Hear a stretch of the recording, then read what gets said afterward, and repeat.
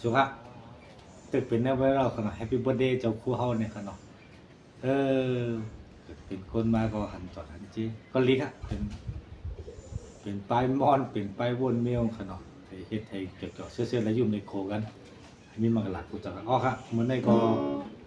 ใครมีความผักตอนมาหัวคอนนึงครับผายออกและผายตกคง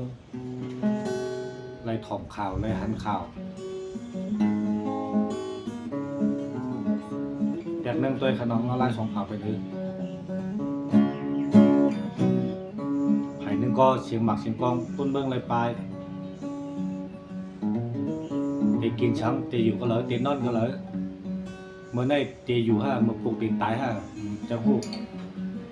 แทงผายนึงซ้ำกัดเย็นอยู่ก็เฮ็ดปล่อยเกี่ยวซื้อมาถอนด้วยครับ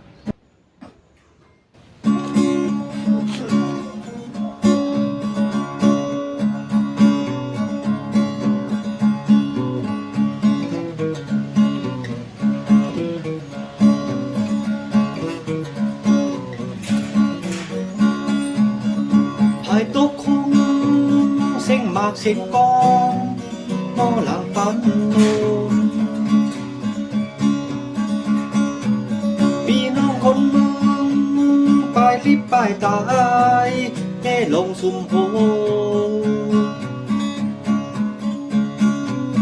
อำว่าจุ่มเลยสืบลืบเก็บสุดหน้าคำตาแล้ว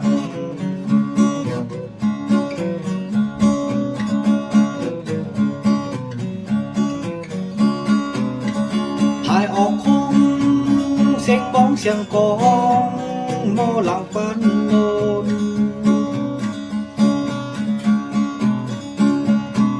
พี่น้องคนเมืองเฮ็ดป้อยเกี่ยวมนซ้อนน้ำเย็นเสื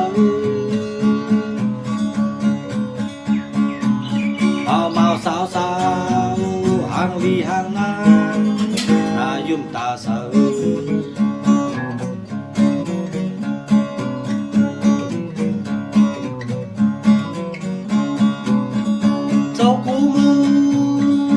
ความใต้โลห้องไว้ซ้อนเจอ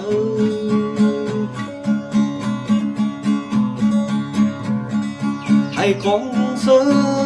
อำเภออำมนเสือเปียวเจอไว้แข่งภายหนึ่งเข้าปางปอยตื้อเบมากินเจอ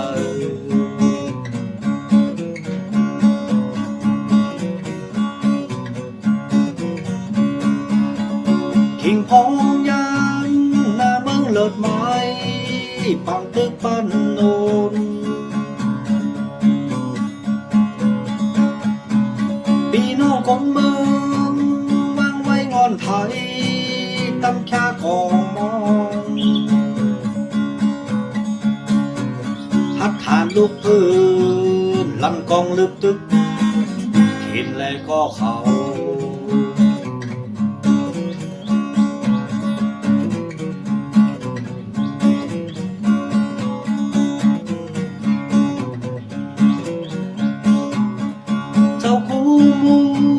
หมอควานใต้ลงห้องไว้ซ้อนเจอให้ของเสืออำเภออำโอนมนเสือเปียวเจอไว้แทงภายหนึ่งเข้าปางปอยตื้อเบมากินเจอ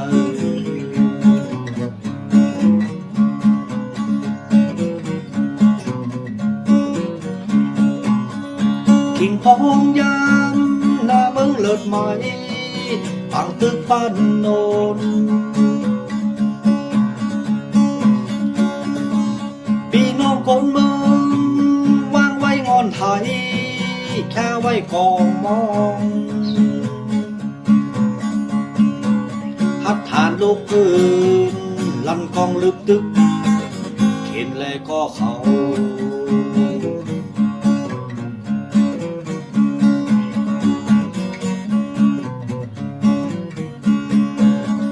ดึ